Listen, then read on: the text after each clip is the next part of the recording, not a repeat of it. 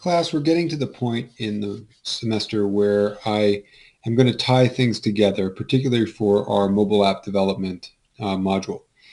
What I want to talk about right now is that in each of the previous modules, if ever there was a chance to make an RSS data feed out of any of the technologies that we came across, I always highlighted it because what happens is RSS data is an excellent way for you to be able to consume in a mobile app or in a website some form of data from another location, especially one that's updated automatically.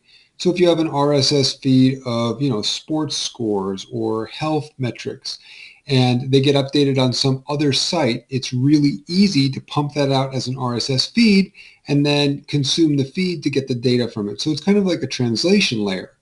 And some of the technologies, in particular Twitter, no longer express or expose an easy access to RSS data because as you continue to tweet things, for example, data builds up on Twitter and it would be nice for it to just be broadcast to someplace locally.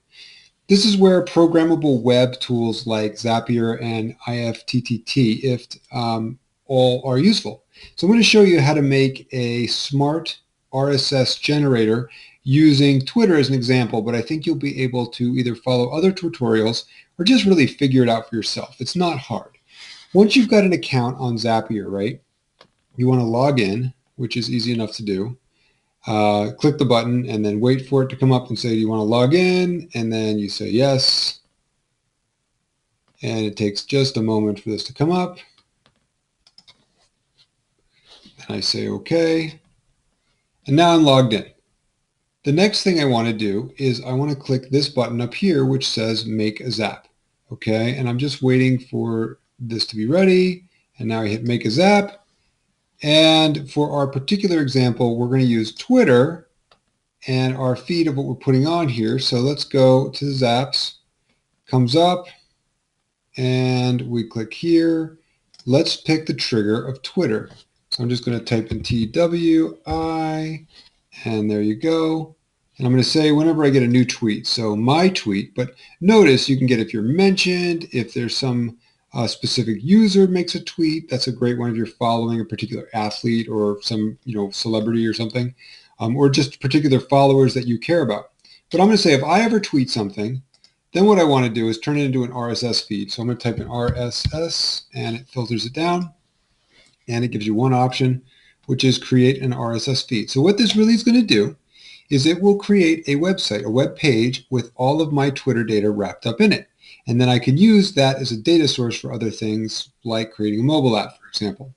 So if I say continue, easy enough. I choose the Twitter account that I want to use. I can test it, but I know it's going to work because I've been doing this. Select an RSS Zapier account. I've already done this because I've got a Zapier. I've signed into Zapier, so that just works. So now I want to follow this. Filter trigger Twitter triggers. Now I can add a filter or I can trigger, create the RSS data for every single one. We're going to do both. For right now, let's just do all tweets. So I'll say okay. Then we come down here. You have to pick the URL of where you're going to get your data. So for us, let's say we're going to add 03. You can put letters, numbers, and hyphens, no spaces.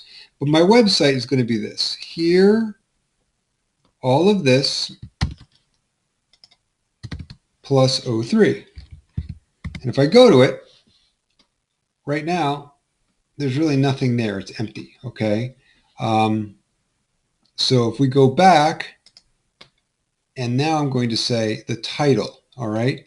The title of our each item in our RSS feed will be set here. And let's just say a new tweet on, and then we'll pick one of the Twitter variables, and we'll say create date, created at. The source is not going to be Zapier. We want to use the URL from Twitter, which is here. And then the content, let's just use the text. And then all the rest of these are optional. So the filter up here is optional, and then all of these fields are optional. And now if I just say continue, and I test this Zap, it's going to give me some options. And then let's just say test. Now, in this particular instance, sample one, this is what the trigger would be, the Twitter post. And in that particular instance, the text is, it works with a less than and a greater than sign. So if I test this, success, then I go over here and I refresh it. Less than, greater than, it works. Let's go back and test another one. What's this sample? The text is look. Okay, we're good with that. Let's test it.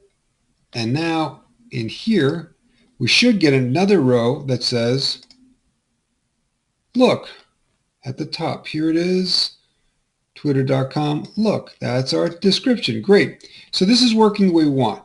Now let's make one where there's a filter, okay? So let's go to Create Zaps, and we're going to say, or actually I want to make it live. So give it a name, and we'll call this All Tweets, post all tweets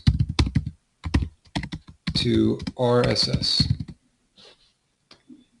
We turn that on, and now we're done. And really what I can do is if I go to Twitter, say, look class, it is working. And then I tweet it. Now if I go back to this URL where my RSS feed is, and if I hit OK or refresh, notice there's nothing there yet. And the reason is the Zapiers only run about every 15 minutes, okay? So what I've got to do is go back here and look, post all tweets to RSS. If I want to test it, you click on this drop down, you click run, goes out and checks. Oh, it found something. It sent it. We're successful. So if I go back here, now if I refresh it at the top, I should get a new one. Oh, look at that. And it says, where is it? Content description. This feed is powered by, okay, here. Look, class, it's working. There's my new tweet. This is an unfiltered Zap. Very, very easy. On the next screencast, I'll show you how to make a filtered one. Good work, everybody.